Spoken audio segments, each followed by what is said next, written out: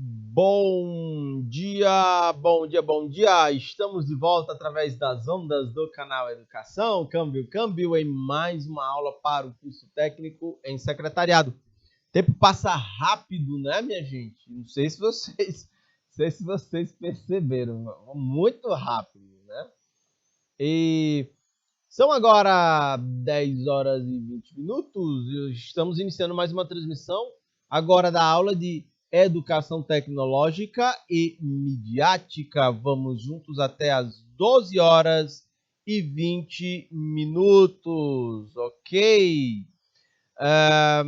Jackson, hoje 8 de agosto do ano de 2022, né? Vamos adiante. Jackson, pode botar o slide todo aqui na tela. Estou aqui no Estúdio 6, eu, Jackson, como diretor de imagens, a Gardênia como profa assistente. Vamos juntos aqui falar de propriedade intelectual na era digital. Olha só, tem muita coisa massa para a gente tratar aqui no nosso conteúdo. Tá bom, minha gente? Conectados conosco pelo IPTV, Alvorada do Gurgueia, Barreiras do Piauí, Belém do Piauí, Beneditinos, Capitão de Campos, Coronel José Dias, Dom Inocêncio, Domingos Mourão, Landry Salles. Ok, vamos adiante, minha gente. Por favor, dúvidas, exemplos ou observações, fiquem à vontade para interagir pelo chat. Isso aqui é muito importante, viu? Hoje, a conexão digital ela é presente na vida de todo mundo, em maior ou menor nível. Independente disso, a atenção à propriedade intelectual na era digital ela é uma necessidade para todo mundo, viu? Ana Lúcia, Ivone Moraes, Ariane, Islane, Elizabeth, né? Tayla Maria. Ok, câmbio, vamos adiante. Eu sou o professor Fernando Galvão, vamos juntos até as 12 horas e 20 minutos. Ou seja, a gente só sai daqui para ir almoçar. Propriedade intelectual na era digital é o que nós vamos mastigar no nosso conteúdo agora desta manhã de segunda-feira. Vamos adiante. Minha gente, bota aí a cartelinha do Hora de Praticar, ela tá aí, Jackson. Nós vamos fazer um resgate aqui do que a gente discutiu na aula passada. Qual é a ideia? É a gente promover aí a retenção do conhecimento. Então, eu vou discutir aqui. Pode botar.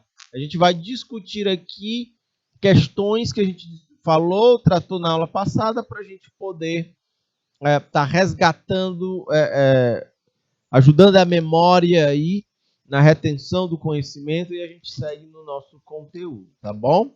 Vamos adiante. Pode tirar a cartelinha aí, Jackson. Muito bem.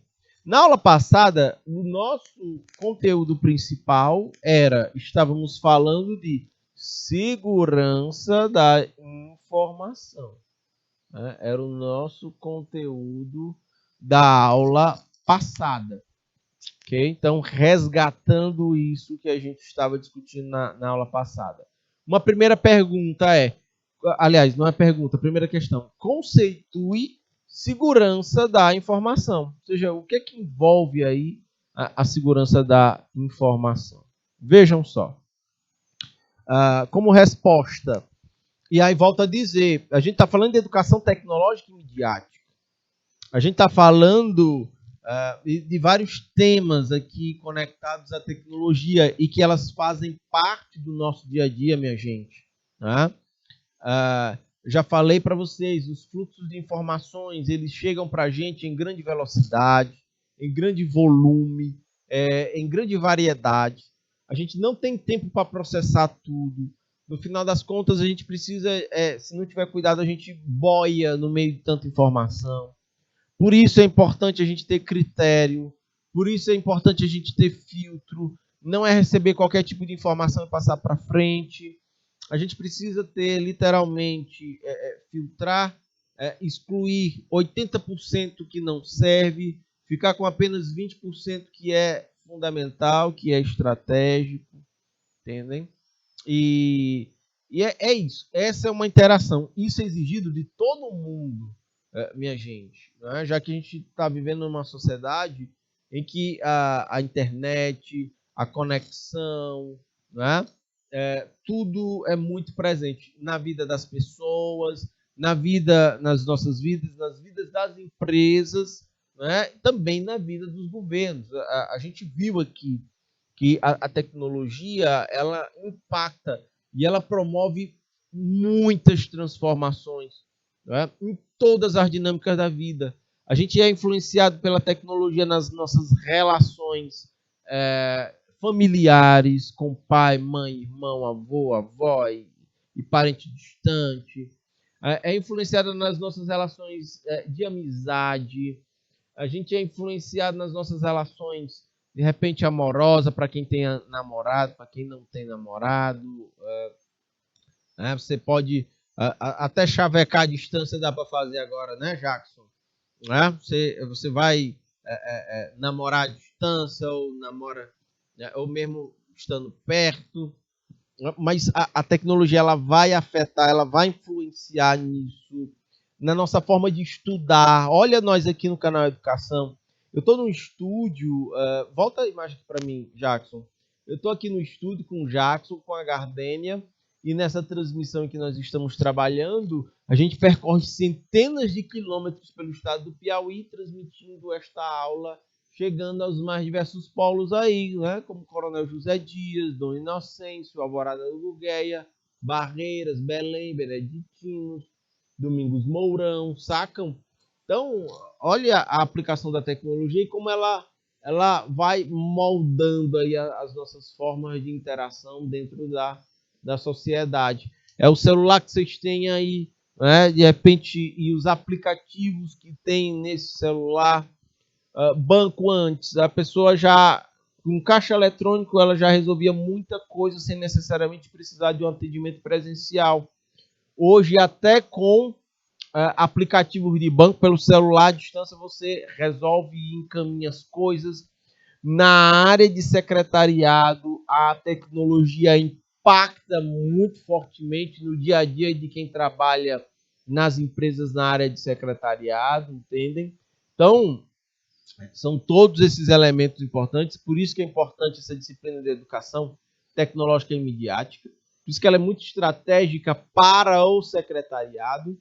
E na aula passada falávamos de segurança da informação, que de fato é muito importante. Eu acabei de falar para vocês no projeto de aprendizagem que muitas das etapas antes da porteira no agronegócio, e aí eu estou falando de programação, de planejamento e aquisição de fertilizantes, de máquinas de crédito, né, de sementes, né, de contratação de pessoas. Muitas dessas atividades, né, elas passam pela mesa do profissional de secretariado e elas chegam inclusive em formatos digitais.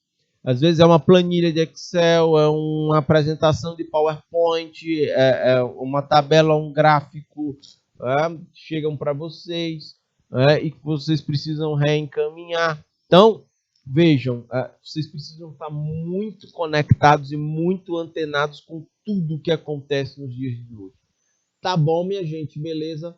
E aí na segurança, e aí eu peço, aí nessa questão, conceitue segurança dos dados, porque são as matérias-primas para todas as decisões tomadas por empresas, por governos, por pessoas, e que vão ter seus respectivos impactos no mercado, tá bom? Em todos os mercados, seja no mercado agrícola, seja no mercado no comércio, nas diferentes indústrias e por aí vai. Na educação, transações financeiras e por aí vai. Tá bom? Olhem os fluxos de pagamentos que a gente consegue fazer aí, por exemplo, via o Pix. Você tem o WhatsApp pagamento, né? Olha como uma coisa é dinâmica. Então, pode ampliar o slide todo aí na tela, Jackson, sobre segurança dos dados. Vejam só, o que seria, conceitue segurança dos dados. É um corpo, segurança da informação, né? É um corpo de conhecimentos. É um corpo de conhecimento que tem como objetivo defender e zelar por informações de indivíduos e de organizações. Isso é segurança da informação. E por que ela é tão importante? Porque essa informação aqui, ela está, ou ela é base para um negócio chamado de tomada de decisão. Então, para que nós tenhamos decisões cada vez mais eficazes, quando eu digo isso, eu falo de decisões com foco em gerar resultados, a gente precisa de melhores tomadas de decisões, dependem de informações e dados de qualidade. Por isso que a segurança da informação é esse corpo de conhecimentos. Tem um objetivo de defender, de zelar por informações de indivíduos e de organizações. Ficou claro isso, minha gente? Sim ou não? Esse foi um dos tópicos que a gente já trabalhou na aula passada, tá bom? Seguindo aqui. Então, o que é que significa o termo hackear em tecnologia da informação? Nós falamos bastante disso na aula passada, né? Esse termo é muito comum, hacker ou hackear hoje, e aí em vários vídeos, artigos, jornais vão falar disso. Quando se fala de tecnologia da informação, que uma outra forma de ser dito aí é TI, né? TI, tecnologia da informação. Tá bom? Ok? É uma outra forma carinhosa aí, mais sintética para a gente falar de tecnologia da informação. Então, o que é que significa hackear em tecnologia da informação? E aí está destacado.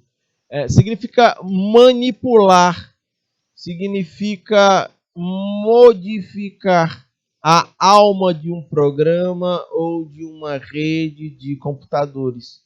A ideia é desmontar e refazer alguma coisa com menos peças e de uma forma que funcione melhor. Isto é hackear. Se você tiver com dúvidas em alguma coisa, você vai ler sobre essa coisa e você não consegue entender. Quando você estuda para ter a compreensão, você está hackeando aquele conteúdo, ok? A ideia é que você vá desmontá-lo e remontar de forma que ele fique mais claro, mais objetivo.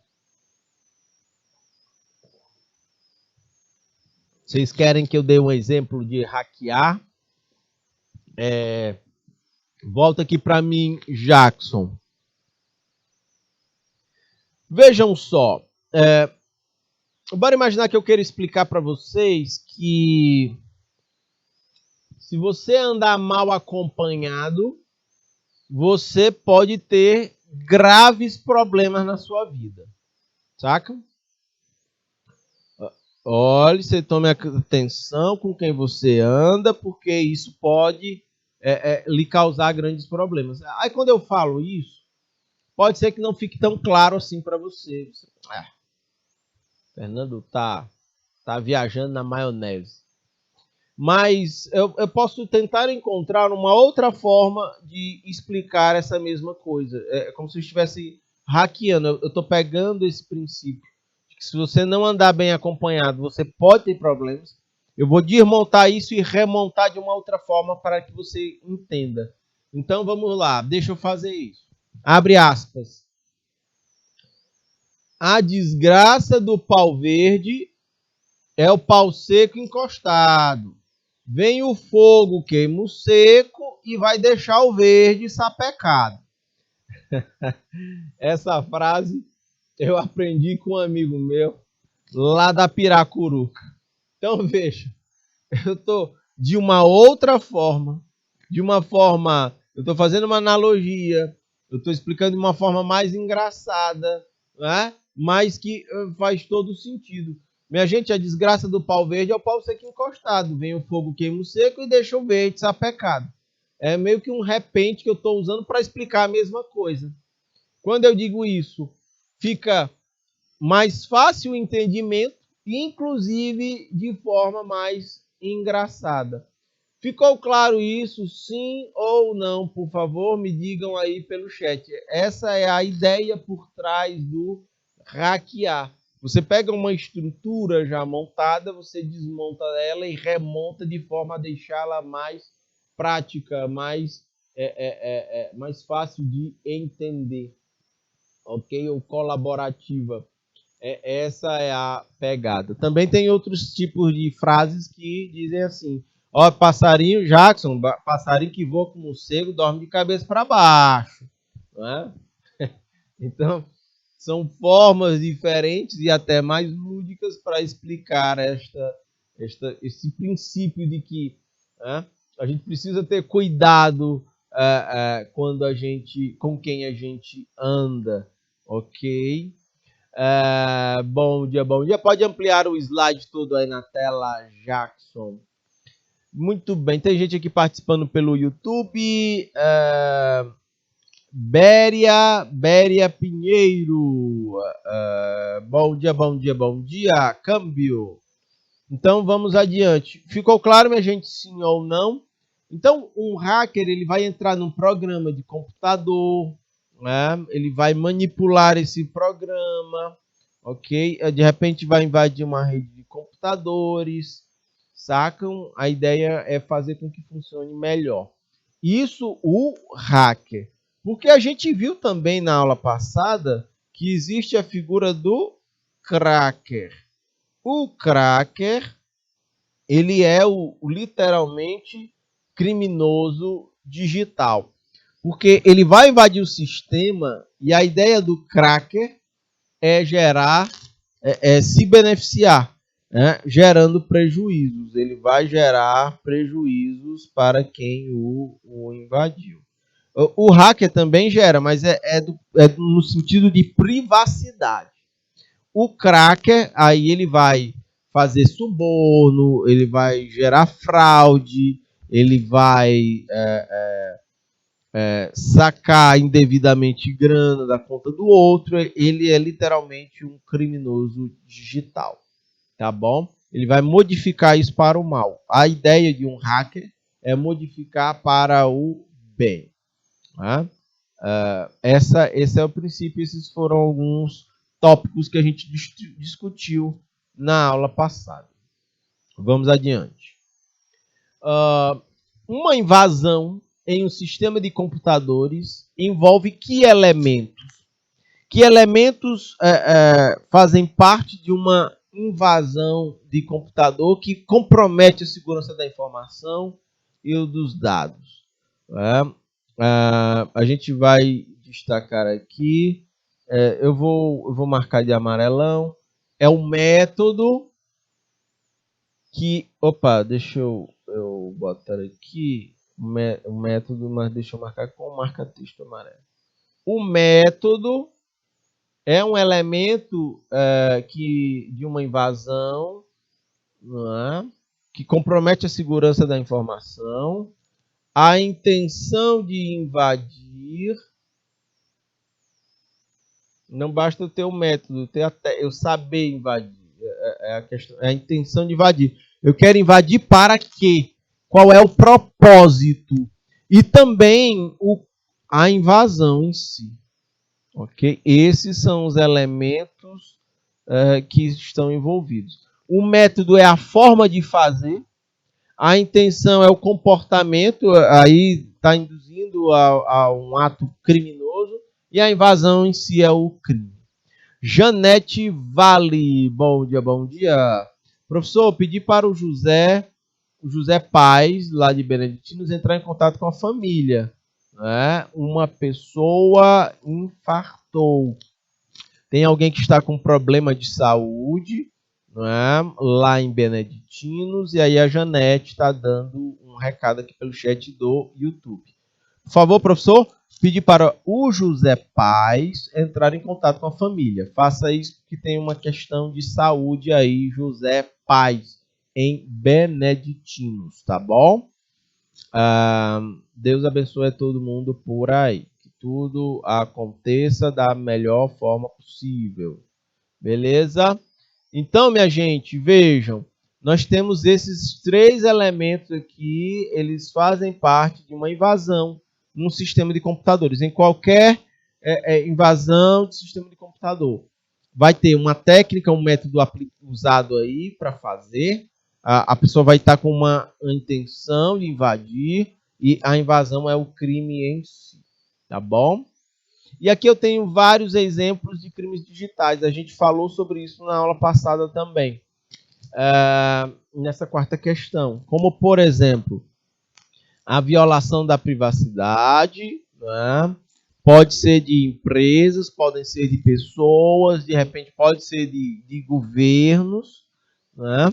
Essa violação de privacidade aí, ela é delicada, né? Podem ser dados financeiros das pessoas e isso pode gerar um grande problema do ponto de vista de segurança, não é? Por exemplo, se seus dados pessoais vazam, por exemplo, de CPF, número de conta bancária, isso pode usar contra você. Criminosos podem querer lhe aplicar um golpe, né, fazendo uso desses dados. Por isso que é importante que eles estejam seguros. É o seu e-mail, não é? Quando você tem uma senha. Você está tentando proteger as informações ali que estão no seu e-mail, suas correspondências digitais. Né? Essa coisa ela é importante. Sacam? Né? Então, violação de privacidade, crimes econômicos, fraudes, né? Prejuízos, compras feitas de forma indevida. A pessoa está aqui e de repente ela começa a receber mensagens de que estão sendo feitas compras no cartão de crédito, sem que eu esteja fazendo isso. Opa! Meus dados vazaram e alguém está usando isso contra mim, entendem? Mas podem ser crimes econômicos com foco em pessoas ou também que possam atingir governos ou empresas privadas. A pirataria em geral, a gente vai falar disso porque está embutido dentro do conteúdo que nós estamos falando. Ok, é o nosso objeto de estudo da aula de hoje. São a história de se fazer cópias não autorizadas pelos a gente está falando de propriedade intelectual na aula de hoje, então a pirataria ela é um crime digital. Também sabotagens, né? Podem acontecer na esfera industrial. Quando você olhe, por exemplo, quando você tem um filme, gasto uma grana danada para produzir um filme e antes do lançamento vazam aí cenas do filme ou vazam o filme todo. Isso é um tipo de sabotagem. Isso compromete, né, todos os investimentos feitos, por exemplo, num filme que ainda vai ser lançado. Ou então, quando se faz cópias desse filme e aí começam a vender antes do filme ser lançado, né? Você tem duas coisas, tem a sabotagem e tem a pirataria, né? Duplo prejuízo aí. A extorsão, quando alguém tem a informação é poder. A gente viu isso na aula passada. Mas quando alguém usa essa informação privilegiada para tentar extorquir a grana do outro. Você entende que tem uma informação que prejudica tal uma empresa, você começa a extorquir, a querer dinheiro em troca do silêncio, para garantir a privacidade daquela empresa, de certos dados de uma pessoa. Aí é um outro crime digital que acontece demais. E própria fraude, né? Fraudes não param, é fruto aí de muita reclamação das pessoas, muita gente fica vulnerável às fraudes digitais, porque às vezes a gente não sabe nem lidar direito com isso, na verdade. Ok, tudo bem? Câmbio. Vamos adiante, minha gente. Dúvidas, exemplos, observações, fiquem à vontade, fiquem muito à vontade para compartilhar pelo chat. Vamos adiante aqui. Tem mais questões aqui. Quinta questão. Qual é o pilar da informação? Nós falamos sobre isso na aula passada. Que quebra da informação. Em qual pilar da informação a fake news quebra em se tratando de segurança dos dados? Né? Falamos dos pilares, do pilar da informação. Opa, tá no marca-texto. Deixa eu apagar aqui porque ele fica muito grande. E aí a gente acaba não vendo. O pilar da informação. Caneta preta. O pilar da informação que é atingido através de uma fake news. Né? E aí vamos lá para a resposta. É o pilar da integridade da informação. Né? Ela vai tratar da informação que precisa ser preservada em sua originalidade. A ideia é evitar manipulações e ruídos de comunicação. Uma fake news, ela ataca, deixa eu puxar aqui a perninha, uma fake news, ela ataca a integridade de uma informação. Sacam? É a informação falsa, que ela induz a uma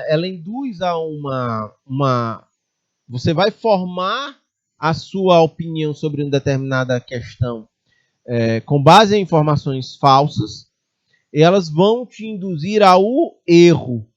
Por isso que a gente precisa, quando a gente fala de segurança dos dados, segurança da informação, a ideia de se garantir a integridade da informação é evitar tomadas de decisões equivocadas com base em informações falsas, certo?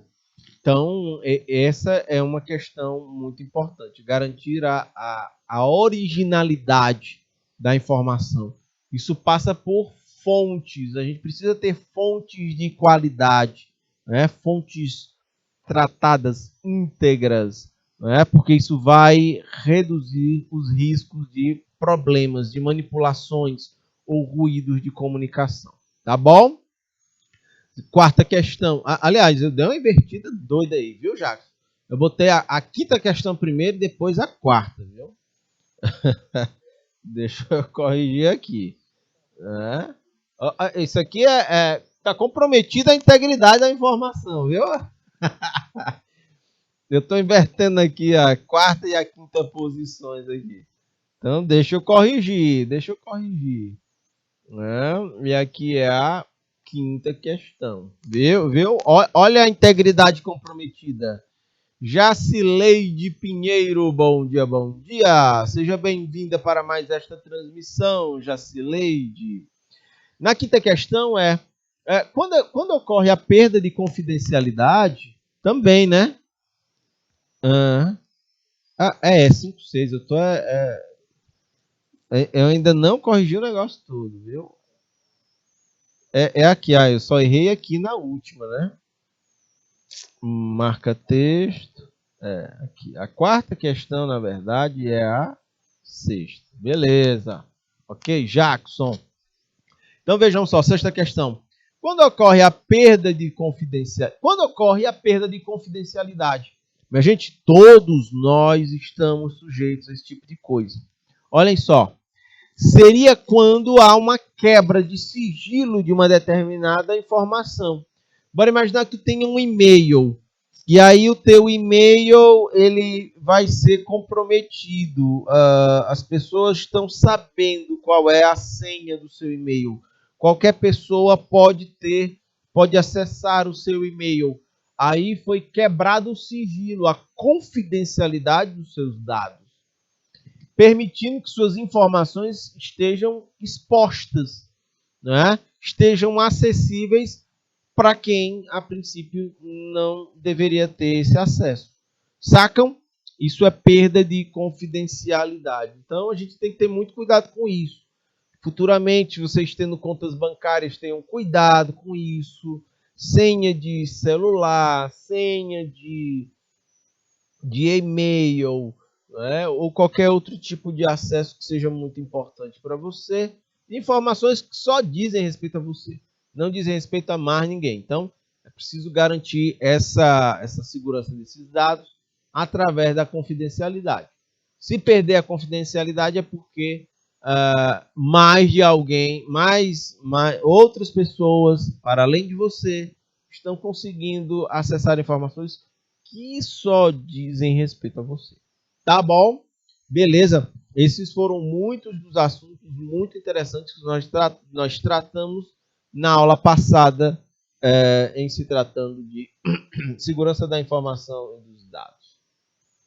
Agora, a gente entra, de fato, na propriedade intelectual, nosso objeto de estudo de hoje. Então, vejam, conforme o portal da indústria, propriedade intelectual é o conceito relacionado com. Ou seja, propriedade intelectual, destaco em amarelo, minha gente. É a proteção legal e o reconhecimento de autoria de obra de uma produção intelectual. Isso é propriedade intelectual. Exemplos são invenções, né? Indicações, marcas, desenhos industriais, indicações geográficas, criações artísticas. Deixa eu destacar aqui com o marca-texto azulzinho. Né? Invenções, patentes, marcas industriais, ou desenhos industriais, né? Indicações geográficas, criações artísticas, tudo isso aqui são exemplos de propriedade intelectual. Isso garante ao autor o direito, por um determinado período, de explorar economicamente a sua criação. Beleza? Isso é propriedade intelectual. Volta aqui para mim, Jackson, por favor. Aqui entra um contraponto interessante que a gente tratou na aula passada. Percebam, a propriedade intelectual ela garante que o autor possa gozar de retornos econômicos a partir da sua criação. Aí, propriedade intelectual. Eu criei alguma coisa, mas eu me apropriei dela. Ela pode ser muito boa para o bem-estar da coletividade. Mas para que a coletividade tenha acesso, ela vai pagar. E essa renda, ela vem me beneficiar. Sacam? Esse é o princípio da propriedade intelectual. Eu usei tempo, recursos materiais, humanos, financeiros, criei alguma coisa. E agora eu vou vender essa coisa, a partir da grana é como se essa grana fosse um retorno pelos investimentos que eu fiz. E esse retorno vai ser através do mercado consumidor. As pessoas vão comprar o que eu produzi. Aí o hacker, ele vem e diz assim, mas os ganhos para a sociedade são muito maiores se não houver essa privatização de ganhos. Aí o hacker entra no meu sistema, desmonta ele, abre e torna ele público. Aí mais pessoas terão a oportunidade de acessar aquilo sem pagar, gerando bem-estar para a coletividade. Em contrapartida, isso fere o meu direito de propriedade intelectual. Por isso que é esse contraponto. Eu estou botando em choque essas duas coisas. A gente discutiu isso na aula passada, segurança dos dados, né? Mas que um hacker ele tem essa pegada anárquica, ele quer invadir sistemas e torná-los públicos, sistemas fechados ele quer abrir. E quando a gente fala de propriedade intelectual, é literalmente você pegar um sistema fechado e obter ganhos a partir daí. Eu crio alguma coisa, mas só tem acesso a essa coisa quem pagar por ela. Um hacker, você está se beneficiando desse conhecimento que é importante para todo mundo. Então, deixa eu tornar esse seu conhecimento público e as pessoas usam do jeito que bem quiser. Aí são esses contrapontos que são muito importantes para a gente ter essa clareza, meus caros futuros técnicos em secretariado. Vou dar como exemplo, fica muito claro isso com a pandemia.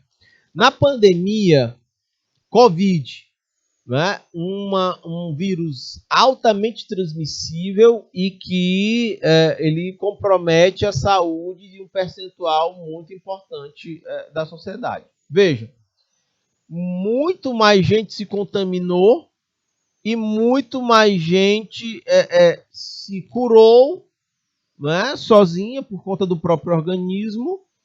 E se a gente for comparar, um percentual bem menor de pessoas tiveram a doença e a sua saúde foi agravada e morreram. Um percentual bem menor em relação a quem se contaminou no geral.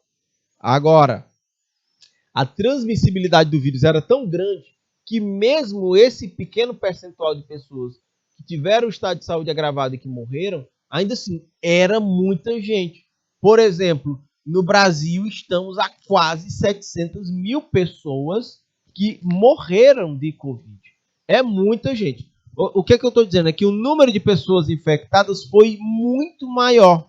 Mas o número apesar do percentual pequeno de pessoas que comparado com o valor total, né, de pessoas pequenas, o percentual menor, né, morreram, minha gente, esse percentual ele é muito grande. Eu estou falando de uma grande população. Quase 700 mil pessoas morreram de Covid no Brasil. E eu estou falando só de dados registrados. Eu não estou nem falando de dados subnotificados, de gente que morreu de Covid e que não foi registrado como Covid. Entendem? É muito grave essa questão. Mas percebam, como muita gente morre de Covid e por conta essa transmissibilidade muito grande, grandes laboratórios começaram a pesquisar vacinas para enfrentar o Covid.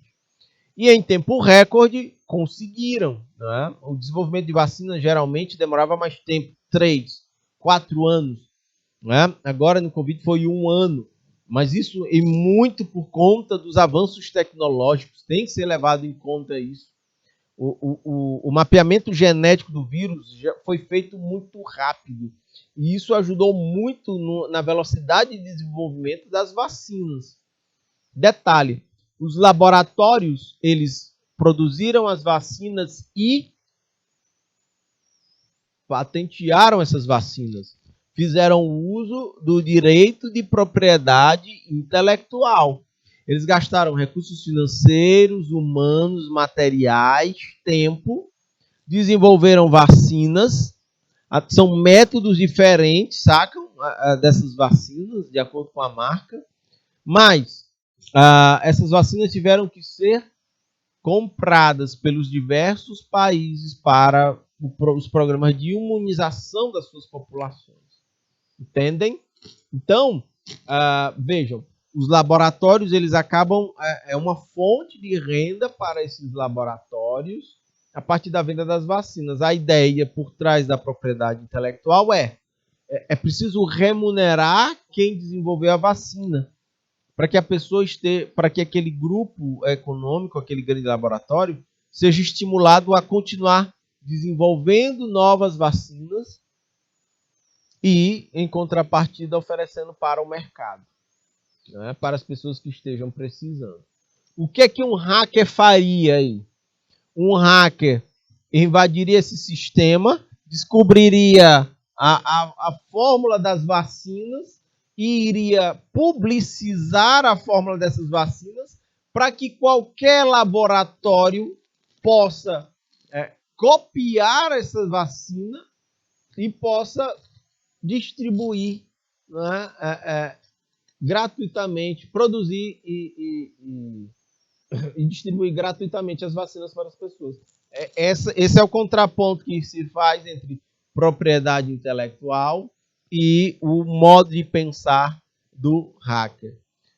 A propriedade intelectual, ela fecha, ela é um sistema fechado. O pensamento hacker é pegar esse pensamento fechado, essa caixa fechada, e abrir para beneficiar todo mundo a um custo mais baixo possível. Essa é a pegada. Sacam isso, minha gente? Entenderam? Então, isso passa por propriedade intelectual e a gente vai passar a aula toda tratando deste assunto. Pode ampliar o slide todo aí na tela, Jackson, por favor. Então, vamos lá.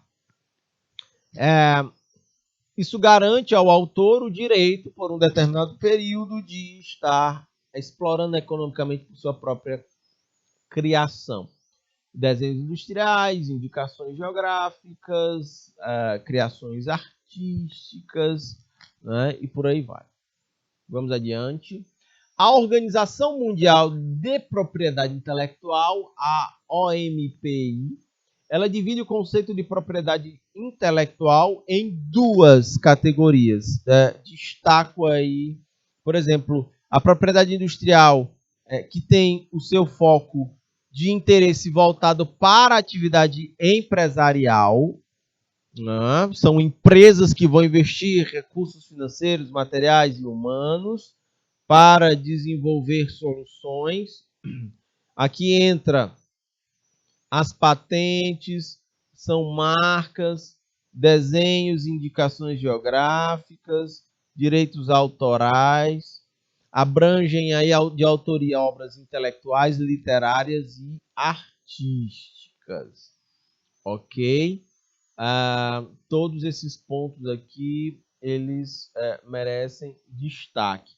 Eles são protegidos pela propriedade intelectual. Deixa eu dar um exemplo aqui. Bora imaginar que eu escreva, e eu tenho inclusive vontade de fazer isso, viu, Jackson? Como eu já estou com 16 anos em sala de aula, não é que eu seja velho, é só porque eu comecei novo, saca? E eu já vi muita marmota em sala de aula, já. Muitas. Coisas assim, que você vê, meu Deus, não é possível, sim. Tudo é possível, saca? E eu já vi tanta marmota em sala de aula que eu vou escrever uma peça de teatro sobre marmota de sala de aula. De repente eu entrego para o João Cláudio, né, para o Amaury Jucá, e eles, o Disseu Andrade, de repente, aí a peça de teatro vira um sucesso, né? Olha só, já pensou? História tem muita. Né? Eu tanto tenho as minhas histórias que eu vi, como as dos colegas. Eles vão contando, eu vou guardando, vai que uma hora dá certo. Se eu escrever uma peça de teatro com marmotas de sala de aula, né, de professores e alunos, tá tudo no mesmo, aí os gatos estão dentro do mesmo balaio, né, do mesmo saco. Aí, o que é que acontece? E se essa peça de teatro estiver registrada em meu nome, bora imaginar que o Tony Ramos da Globo, o Fagundes ele gosta muito de teatro. Ele tem uma produção teatral mais forte que o Tony Ramos. Aí o Antônio Fagundes ele olha a peça, ele, putz, rapaz, é muito bom isso aqui, é muito engraçado, eu quero gravar, eu quero encenar essa peça feita pelo Fernando. O Antônio Fagundes, ele pode, mas ele precisa pagar para usar, por conta dos direitos autorais, ele tem que pagar pelo direito de encenar a peça teatral escrita por mim. Saca, Jackson? Então, aí vem uma renda para mim nesse sentido. Quando a gente fala de exploração econômica da produção intelectual, é nesse contexto dos direitos autorais. Ele me compra o direito de encenar aquela peça produzida por mim. E aí ele vai ter o público dele, vai ganhar a grana dele, paga meus direitos autorais, cobre os custos de encenação da peça e tira o lucro dele, saca? Essa é a ideia. Isso acontece muito na música. Um artista grava uma música muito famosa. Música chiclete, todo mundo gosta. Então, se o artista ele paga os direitos autorais para o autor da música, e ali ele consegue o direito de gravar aquela música, de fazer um sucesso, né, com a voz dele, né? Então tem isso.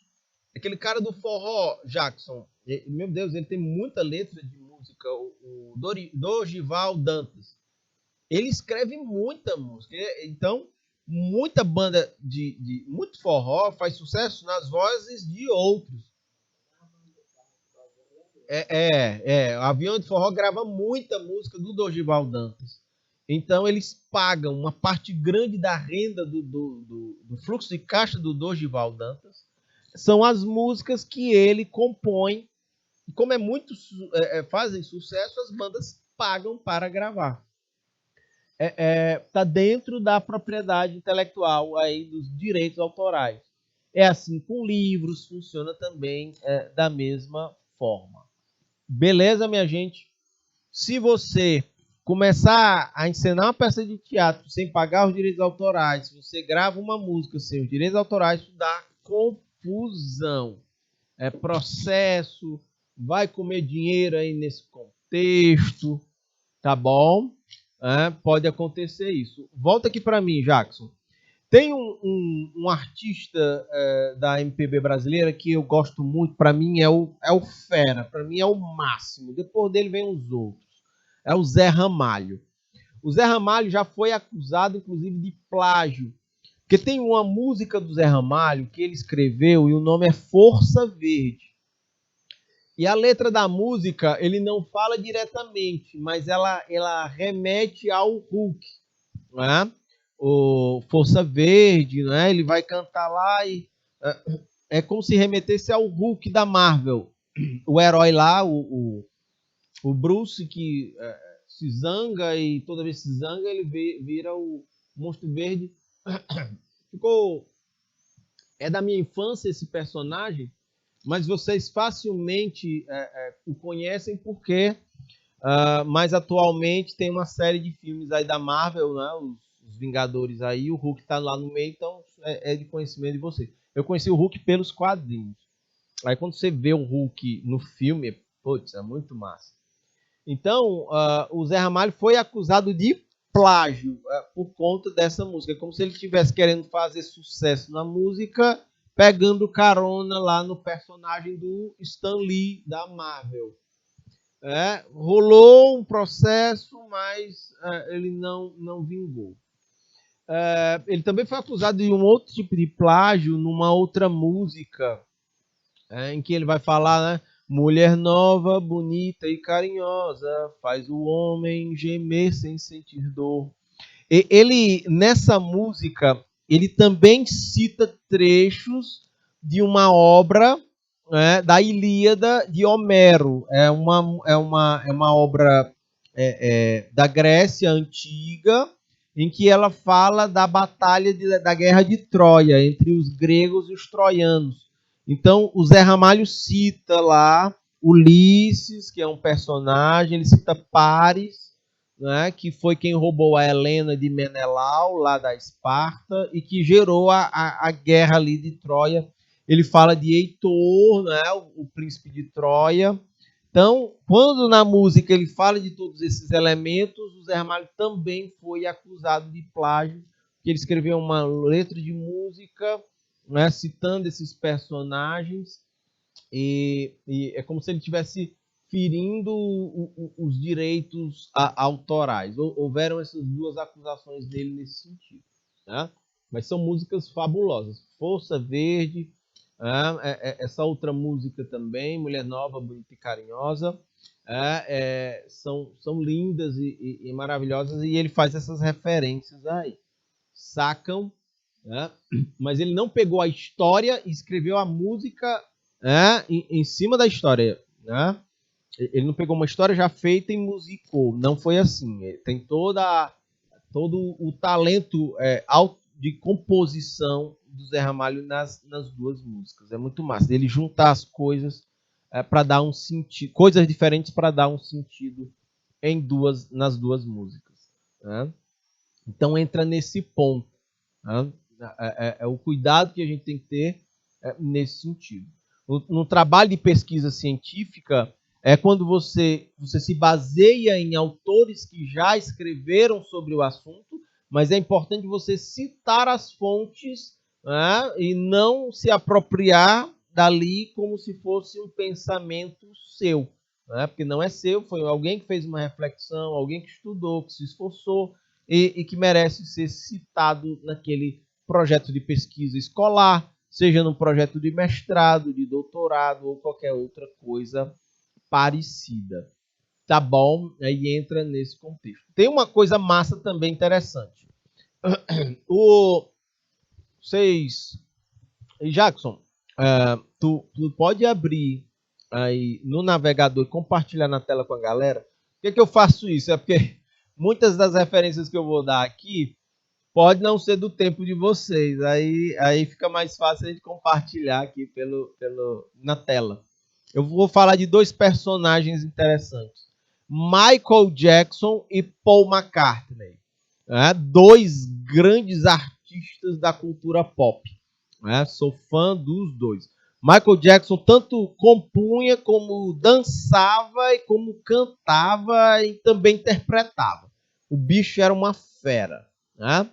E o Michael Jackson e o Paul McCartney, eles eram muito amigos. O Paul McCartney é um dos Beatles, banda de sucesso fenomenal. Se não me engano, é a banda mais famosa que existe no mundo. Foram os Beatles. Ele, agora eu estou na dúvida, não sei se ele é o único Beatle que está vivo. Mas o Paul, inclusive, numa conversa com o Michael Jackson, ele chegou e disse pro Michael Jackson... Eles estão juntos aí na foto, né? Opa, massa, cara. Compartilha na tela aí com a galera. Ele não conhecia essa foto dele juntos. O Paul, eles conversando, ele começou a dizer assim pro Michael Jackson: cara, dá uma investida em direitos autorais de músicas. Porque é uma forma de você estar gerando renda. Ele estava dizendo pro Michael Jackson comprar não é só o direito de uso, não é só pagar para gravar uma música de determinado artista. Ele estava dizendo para o Michael Jackson comprar os direitos autorais de certos artistas para que aquilo ali depois, quem quisesse gravar a música desses artistas, não pagariam para os originais, pagariam para ele, Michael, que tem agora os direitos. Aí tá aqui a imagem aqui, que o Jackson... Opa, é para esse lado aqui. Né? Aí tá aqui a imagem, né, dos dois.